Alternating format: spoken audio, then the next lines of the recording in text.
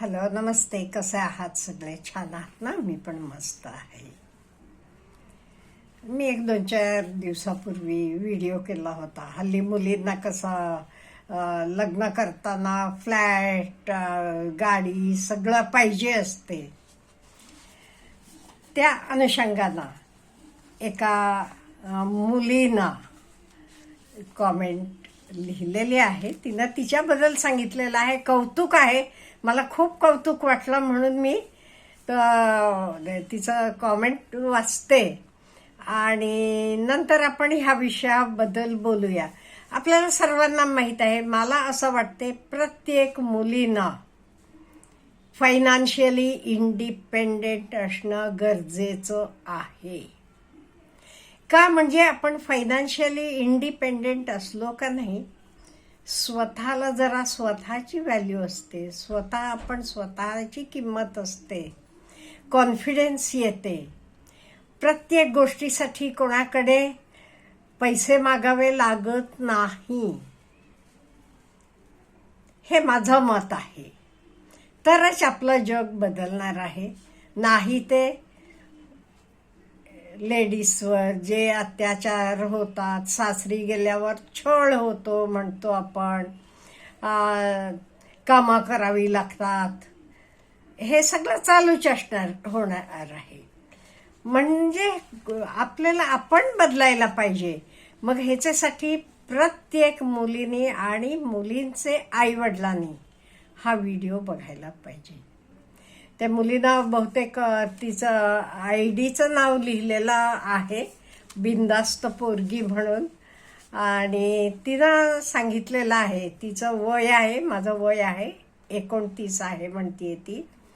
ती IT मध्ये job करतीये आणि 2019ला तिनं स्वतःची कार घेतलेली आहे आणि आता तिनं स्वतःचं घर पण घेतलेलं आहे. तिनं किंमत पण लिहिलेली आहे, 72 लाखांना घेतलंय फ्लॅट आणि डाऊन पेमेंट पण सगळं माझं मी कमवून भरलेलं आहे. आणि ती पुढे सांगतेय, थोडी हाऊस मौज कमी करावी लागते, पण आता लाईफमध्ये रिलॅक्स आहे. त्यामुळे मी मुलींना एकच सांगते म्हणतीये, ती स्वतःवर उभं राहायला शिका. स्वतःचे पायावर म्हणायचं आहे तिला. म्हणजे इंडिपेंडेंट राहायला शिका, स्वतःचं कल्चर जपा. त्यासाठी इकडे तिकडे बघू नका आणि तुमचं स्किल सारखं वाढवत राहावा. म्हणजे एक जॉब गेला तरी दुसरीकडे आपल्याला जॉब मिळेल. एमर्जन्सी फंड पण ठेवा. हे तिचं किती छान बोलली आहे बघा, मला खूप आवडलं. मी तिला लिहिले पण, I am proud of you बेटा म्हणून. आणि हे कशामुळे झालं, सगळं शक्य झालं तिचं? का म्हणजे तिनं स्वतःवर विश्वास ठेवला. तिनं असं अपेक्षा केली नाही, नवऱ्याकडे गाडी असलेला नवरा पाहिजे किंवा त्याचा फ्लॅट पाहिजे, अमुक पाहिजे. अहो, स्वतःकडे आपण बघूया ना, आपण स्वतः कमवूया.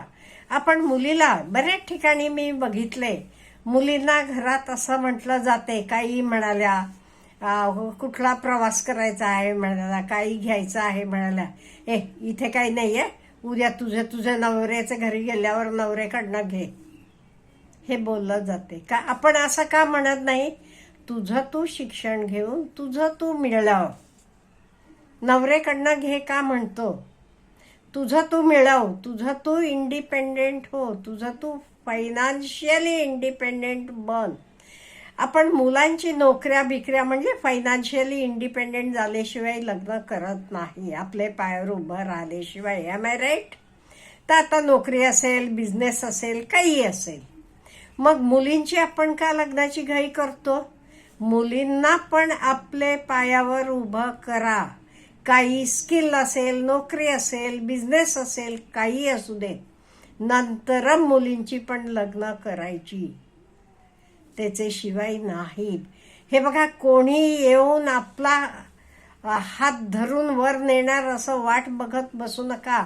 आपले आपण सक्षम व्हायला पाहिजे. म्हणून मला तर वाटते प्रत्येक मुलींना काही स्किल्स, कितीतरी स्किल्स आहेत. इवन अनएज्युकेटेड बायका आपल्या आजूबाजूच्या बघा तुम्ही, त्यांना बाकी काही येत नसेल, भांडी घासायला येतात, भांडी घासून त्यांचं त्या मिळवतात का नाही. स्वयंपाक करणारी बाई स्वयंपाक उत्तम बनवायला येते, तिला बाकी काही शिक्षण नाहीये, पण ती स्वतःच्या पायावर उभी आहे का नाही. मग त्यामुळे प्रत्येक मुलींना फायनान्शियली इंडिपेंडेंट व्हायला पाहिजे. ती आपल्या पायावर उभा राहिल्याशिवाय लग्न करायचं नाही. नंतर का उगीच सासरचे लोकांना नावं ठेवत बसता.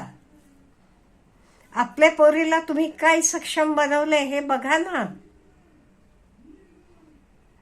नंतर म्हणतात हौसमोज नाही करत, तिला कुठे इकडे घेऊन जात नाही, तिकडे घेऊन जात नाही. तुमच्या मुलीला काय येते, ती काय करतीये बघा आधी. त्यामुळे पहिली गोष्ट, आपण आपल्या मुलींना सक्षम बनवायला पाहिजे. आपण स्वतःकडे आधी बघायला पाहिजे, नंतर बाकीच्यांकडे. आपण ही का अपेक्षा करायची नवऱ्यानं गाडी घेऊन द्यायला पाहिजे ना, मी काय करते, मी त्या घरासाठी काय करते, हा आपण विचार करतो का. कितीतरी मुलींना मी सांगते, हल्ली मुलींच्या अपेक्षा असतात, लग्न होऊन गेल्यावर नवऱ्याने हे करावं, तो करावं, फॉरेन ट्रिपला न्यावं. ह्यांना काय येते, साधा घरातला स्वयंपाक करता येत नाही, नोकरी बिकरी तर नाही, सोडून द्या. साधा घरात तुम्ही कोणाला काही उपयोगी पडत नाही. मग कोणी तुमच्यासाठी कशासाठी करेल हा विचार करा. मी जरा स्पष्ट बोलते, असं विचार करू नका मी मुलांच्या बाजूनं बोलते म्हणून. नाही, मी मुलगा मुलगी कधी फरक करत नाही. माझ्या मतानं मुलगी असो मुलगा असो सगळे सारखं असायला पाहिजे, बिलकुल कुठलाही डिफरन्स नाही. मग इथे मात्र का आपण डिफरन्स करायचं नाही. त्यामुळे माझं मत तरी आहे, आई वडिलांनी पण आपल्या मुलींना पण आपले पायावर उभं राहायला पाहिजे, शिकवायला पाहिजे. शिकवा तिला, म्हणजे शिक्षणाचे असं म्हणत नाही मी, स्किल्स आहेत कितीतरी, त्यांचं त्यांना इंडिपेंडेंट व्हायला पाहिजे. ह्याच्याबरोबर सेल्फ रेस्पेक्ट आपण त्यांना आधी जाणीव करून द्यायला पाहिजे. नाहीतरी कॉलेजमध्ये वगैरे मी बघितलेत कितीतरी मुली, एखादा बडे घरातला मुलगा असतो, तो खर्च करतो म्हटल्यावर त्याला हव्या एवढ्या मैत्रिणी मिळतात. त्याला नको झाला की त्या मैत्रिणीला सोडतो, दुसरी कोणतरी भेटते तिला, मग का तो खर्च करतो म्हणून. कशाला, कोण आपल्यावर फुकट खर्च करायला पाहिजे, बिलकुल आपण अपेक्षा करायची नाही. माझं मी मिळवते, माझं मी खर्च करू शकते. ओके, नवरा घर चालवतो ना, त्याचं एवढं नसेल, जरा कमी असेल, पण मी पण हातभार लावते, तरच तिथे सेल्फ रेस्पेक्ट येते. नाही तर नाही, हे आपण जाणून घ्यायला पाहिजे. आज तरी किती सोपं झालंय, पूर्वी एवढं सोपं नव्हतं. आज खूप सोपं झालेलं आहे. पैसा मिळवणं तरी अवघड झालेलं नाही, योग्य प्रकारे म्हणते मी. आणि स्वतःचं स्वाभिमान राखून ठेवून, स्वतःचं रेस्पेक्ट, आणि हे स्वतःला आपण रेस्पेक्ट दुसऱ्यांनी द्यायला पाहिजे, ते आपणही लोकांना रेस्पेक्ट द्यायला पाहिजे, तरच आपल्याला रेस्पेक्ट मिळते. त्यामुळे स्वतःला, या ताईनं कसं सांगितलंय, कल्चर जपा. कल्चर जपा म्हणजे काय म्हणायचं आहे तिला समजून घ्या तुम्ही. आपण आपली कल्चर जपायला पाहिजे, आपल्याला समजून घ्यायला पाहिजे. आणि हल्ली मुलगा मुलगी काही डिफरन्स नाही. जी कामं मुलं करतात तर मुली सुद्धा करतात. अहो, विमान सुद्धा मुली चालवतात. मध्यंतरी आम्ही कुठे तर जाताना इंडिगोचे फ्लाईटमध्येच लेडी पायलट होती. आमचे निवाला नातीला बघून केवढा आनंद झाला. ती बोलली तिच्याशी, तिचे हे जाऊन सगळं बघितलीन. ती पण छान बोलली हिच्याशी. म्हणजे हे कौतुकाचं आहे आपल्याला.